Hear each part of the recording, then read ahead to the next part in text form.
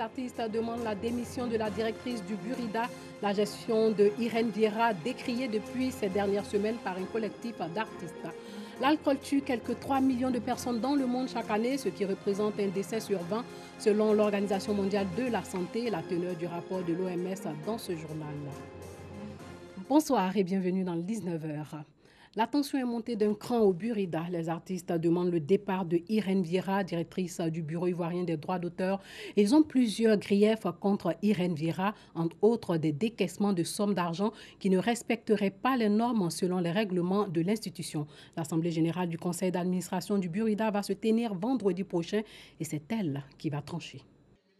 Dans cet ordinateur brandi Khalilou Ibrahima Kone, dit Fadal Dey, présente les preuves des vices de procédure dans le fonctionnement du Burida, Bureau ivoirien des droits d'auteur. Président du collectif d'artistes pour le changement au Burida, Fadal Dey et les membres du collectif demandent la mise en application de l'article 37 du décret 2017-2018 des tests de l'institution fixant la révocation d'un membre ou d'un travailleur faisant objet de malversation.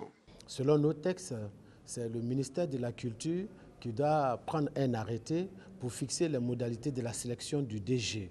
Ils ont plutôt fait un avis de recrutement au sein du Burida pour demander à tous les postulants de venir déposer leur dossier au secrétariat du président du conseil d'administration.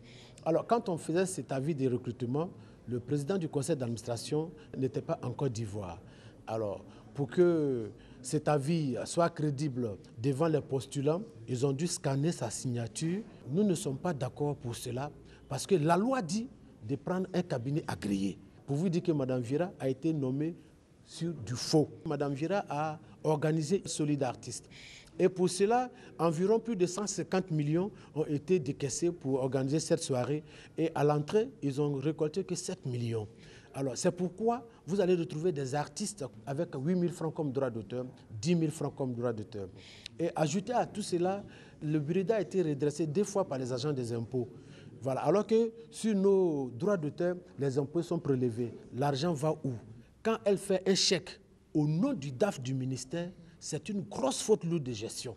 L'article 37 dit que quand tu commets une faute lourde de gestion, on saisit le conseil d'administration, monsieur le ministre peut mettre fin à la fonction du DG. Il est reproché également à la directrice générale du Burida des décaissements de sommes d'argent qui ne respectent pas les normes selon les règlements de l'institution. La situation est déplorée par bon nombre d'artistes. Je ne vis que de stress. Voilà. Je vends mes CD, c'est ça qui nourrit ma petite famille. À part ça, je n'ai pas de droit en tant qu'artiste. Il y a des Ivoiriens qui savent que de côté vendent ses propres créations, les CD, dans une station ou dans des stations de la place. C'est plus que difficile parce que j'ai reçu que 10 000 dans ma carrière d'artiste. Je dis bien 10 000. En attendant la décision de l'Assemblée générale du conseil d'administration du Burida, prévue le 28 septembre prochain, colère et amertume se lisent dans les visages des membres du collectif d'artistes pour le changement au Burida. Ils souhaitent qu'une solution soit trouvée afin de permettre aux artistes de Côte d'Ivoire de bénéficier des fruits de leurs œuvres. La directrice du Burida a été entendue par RTI Info. Que leur a-t-elle dit? Écoutons Irène Vieira. Quand on parle d'actes de gestion, à la vérité, les sociétaires, quand ils viennent s'inscrire au Burida, ils donnent un mandat de percevoir leurs droits et de le leur reverser avec leur accord selon les statuts, dans l'adhésion au statut, que le Burida retienne sur ces droits perçus pour leur compte la part prévue par les statuts, c'est-à-dire les 35%, les 15% ou les 7%, ça dépend des droits. La gestion de ces 35% ou de ces 15%, c'est-à-dire de ces ressources propres du Burida, relève de qui? Est-ce que pour poser des actes de gestion, il faille que les dirigeants aillent demander l'avis des 7000 sociétaires? Non, ce sont nos frais de gestion que nous gérons. Nous venons de dire, et les documents sont là, ils l'attestent, que ces frais de gestion, nous les avons si bien gérés que depuis 20 ans, c'est la première fois que nous avons réussi à couvrir toutes nos charges avec. De quel acte de gestion on me parle? Sachez que 4200 détenus coupables de délits mineurs vont bientôt recouvrer la liberté. Ils bénéficient d'une grâce du président Ouattara. L'information a été donnée par le porte-parole du gouvernement à l'issue du Conseil des ministres d'aujourd'hui. Les militaires, eux, ne sont pas concernés par la mesure. Nous vous conduisons à présent dans la commune d'Abobo où les épouses de frères jumeaux ont donné naissance à leur bébé le même jour. Les jumeaux vivent sous le même toit avec leurs épouses depuis plus de 8 ans maintenant. Ils exercent aussi la même profession. Leurs enfants qui viennent de naître ont le même sexe. Nos Sangaré et Paga Sorokone se sont rendus au domicile de cette famille atypique. Lundi 24 septembre, une date qui restera gravée dans la mémoire des frères jumeaux, Loseni et Amara. Leurs femmes viennent de donner chacune naissance le même jour à un enfant de sexe masculin. La femme du frère jumeau de mon mari ressentait des douleurs au niveau du bas-ventre la nuit. Mon mari m'a donc demandé de l'accompagner à l'hôpital. Une fois là-bas, les sages-femmes ont fait des analyses et ont trouvé que j'étais plus proche de l'accouchement que celle que j'ai accompagnée. Je suis donc revenue à la maison pour informer mon mari et son frère. Quand elle est venue, elle m'a expliqué, moi je me suis énervé. Je dis, mais tu allais accompagner l'autre. C'est pas toi qui devrais aller accoucher, c'est allé accompagner l'autre. Mais c'est quelle dépense vous voulez nous charger à ça la nuit là? Elle dit non, c'est pas moi, c'est la seule femme qui a demandé. Il dit ok, il n'y a pas de problème, on va attendre un peu. À 23h, on a décidé de les accompagner. On a eu, quand la première naissance, un venu, deuxième, on ne sait pas comment ça. Comme ça a mis du temps, à peu près 4h, 8h temps d'intervalle, on a commencé à avoir peur. On demande au docteur qu'est-ce qui se passe, ils ont infirmiers. Ils disent que bon, ça va aller, c'est pas encore arrivé. Bon, on a commencé à douter jusqu'à ce qu'on nous appelle pour dire que celui-là est venu. La seule femme nous dit, ah, voilà ce que vous disiez. Dieu vous a donné des jumeaux d'une autre manière qui est différente de la façon dont vous êtes venus. Domiciliés au quartier Sagweral dans la commune d'Abobo, ces frères jumeaux vivent avec leurs femmes depuis plus de 8 ans sous le même toit dans une maison de 3 pièces. Ces deux naissances, selon eux, est le symbole de l'entente et de la fraternité qui règne entre eux, mais aussi dans leurs couples respectifs. Nous vivons ensemble déjà pour des pères de famille, cohabiter ensemble, ce n'est pas facile dans la même maison. Vous voyez que c'est très compliqué. Chacun a sa femme et avec ses enfants, pas plus ou moins de 4 à 5. Lui, il a 4 enfants. Moi, j'en ai 2. Vivant ensemble, les femmes, peut-être qu'à tout moment, il peut y avoir souvent des situations vraiment désagréables, mais on arrive à gérer cela. Qu'est-ce qui fait cela? On a mis à suivre les signes de l'entente. Nous disons que c'est des jumeaux, mais parce qu'ils ont les mêmes sangs, mon frère et moi sont des jumeaux. Dieu passe par nous pour montrer aux gens que dans l'entente, tout peut arriver. Moi et la femme du frère de mon mari, nous nous entendons parfaitement. Fasse Dieu que cette entente dure longtemps. Amara et son frère jumeau Loseni exercent également la même activité professionnelle. Ils évoluent tous deux dans le secteur du bâtiment. Ces coïncidences sont-elles le fruit du hasard ou sont-elles une volonté des frères jumeaux? Pour Loseni et Amara, il s'agit de la volonté divine. Le désamour des élèves pour les livres est très prononcé. Ce manque d'intérêt pour la lecture a des conséquences sur leurs résultats scolaires, augmente leurs lacunes et a une incidence sur leur façon de s'exprimer. À San Pedro, par exemple, seulement 5% des plus de 190 000 élèves ont fréquenté la bibliothèque de l'Alliance française au cours de l'année scolaire passée, la seule ouverte au public. Qu'est-ce qui explique cela et que faire pour inverser la tendance? Suivant ce reportage, nous aurons la réponse. Située en pleine ville derrière le centre culturel, l'Alliance franco-ivoirienne, devenue Alliance française de San Pedro, existe depuis mai 2002. 16 années d'existence, mais toujours pas assez connue du grand public. Je ne connais pas l'Alliance française. Non, je ne sais même pas où c'est situé. Je suis en 3e. Ça fait 6 ans que je suis à San Pedro. Je n'ai jamais entendu parler de la langue française. Oh oui, j'en ai entendu parler. J'ai même assisté à certaines de leurs activités. Voilà. Je pense que ce qu'on parle d'alliance, c'est une alliance entre Français et Ivoiriens. L'alliance française. On ne sait même pas ce qu'on fait là-bas. Et pourtant, à l'Alliance française de San Pedro, on y trouve surtout une bibliothèque mise à la disposition du public, notamment des élèves.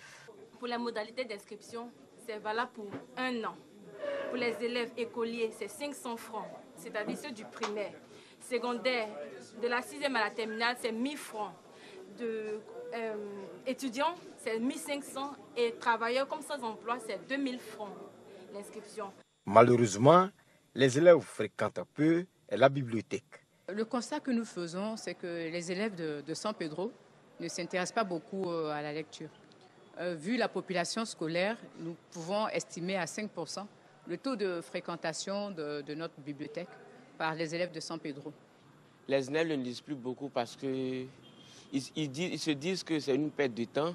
Ils se consacrent aussi aux réseaux sociaux parce qu'avec les réseaux sociaux maintenant, on peut tout faire. Donc souvent il y a d'autres élèves qui pensent que lire, c'est uniquement pour les littéraires. Pour cette rentrée scolaire 2018-2019, l'Alliance française de San Pedro compte sensibiliser davantage les élèves à la lecture. Pour ce faire, elle vient d'être dotée de 759 ouvrages de tout genre. La bibliothèque de l'Alliance française de San Pedro a à peu près 5000 ouvrages. Et sur les 5000 ouvrages, nous ajoutons les 759 que nous venons de recevoir ce matin. Donc c'est une bibliothèque qui est riche. Et nous comptons bien promouvoir cette bibliothèque avec des activités, des animations, non seulement à l'Alliance, mais en dehors de l'Alliance. Il faut sortir avec les livres. Et nous avons aussi pour ambition de prêter ces livres aux établissements. Beaucoup de nos établissements n'ont pas de bibliothèque scolaire. Et nous espérons bien qu'avec les prêts que nous allons leur faire, ils pourront faire des animations, offrir à chaque enfant le plaisir de la lecture. Avec la communication par SMS maintenant, où on n'écrit que des sons.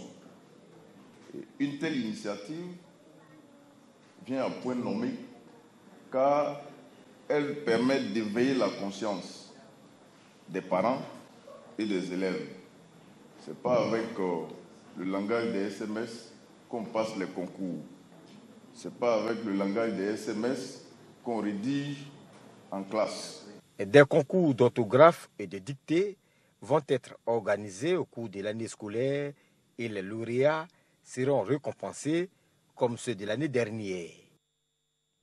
Hors de chez nous, 8 soldats burkinabés ont été tués aujourd'hui dans l'explosion d'une mine artisanale aux environs de Baraboulé dans la région du Sahel alors qu'ils se rendaient à Djibo dans le nord du Burkina Faso. Parlons santé, l'alcool tue quelques 3 millions de personnes dans le monde chaque année, ce qui représente un décès sur 20 selon l'Organisation mondiale de la santé. Dans son rapport, l'agence de l'OMS souligne que la consommation d'alcool tue davantage que le sida, la tuberculose et la violence réunies. Le récit de Dangui Dangui. L'alcool tue quelques 3 millions de personnes dans le monde chaque année, selon l'Organisation mondiale de la santé, OMS. La consommation d'alcool des hommes et des femmes de plus de 15 ans en 2016 par pays représente un décès sur 20. Dans un rapport sur la consommation d'alcool dans le monde et ses conséquences néfastes sur la santé, l'agence de l'OMS souligne que la consommation d'alcool tue davantage que le sida, la tuberculose et les maladies infectieuses. Aujourd'hui, plus de 5,3% des décès dans le monde sont liés à l'alcool. Ce que nous voyons maintenant, c'est que la consommation totale dans le monde est restée stable depuis 2010. Néanmoins, nous voyons des augmentations dans certaines régions de l'Europe. Reste la région où la consommation est la plus forte, même si elle a beaucoup baissé. Environ 2,3 milliards de personnes dans le monde boivent de l'alcool, selon l'OMS. L'alcool est consommé par plus de la moitié de la population sur le continent américain, en Europe et dans la région du Pacifique occidental. En France, le père de l'enfant sauvé du vide en mai dernier par le jeune malien Mamoudou Gassama a été condamné hier à Paris à 3 mois d'emprisonnement avec sursis pour avoir failli à ses obligations parentales. Il a également été obligé à suivre un stage de responsabilité parentale. Et puis aux États-Unis, Bill Cosby, condamné à au moins 3 ans de prison pour l'agression sexuelle remontant à 2004 par un juge de Pennsylvanie qui a ordonné son placement immédiat en détention. L'acteur américain de 81 ans a fait savoir qu'il ira en appel. Bill Cosby pourra formuler une demande de libération conditionnelle après au moins 3 ans de détention. La requête qui sera examinée par une commission spéciale. Si elle est rejetée, sa requête pourra être renouvelée, mais l'acteur sera susceptible, si toutes ces demandes sont rejetées, de passer 10 ans en prison au total. Voilà, c'est tout pour ce soir. Portez-vous bien.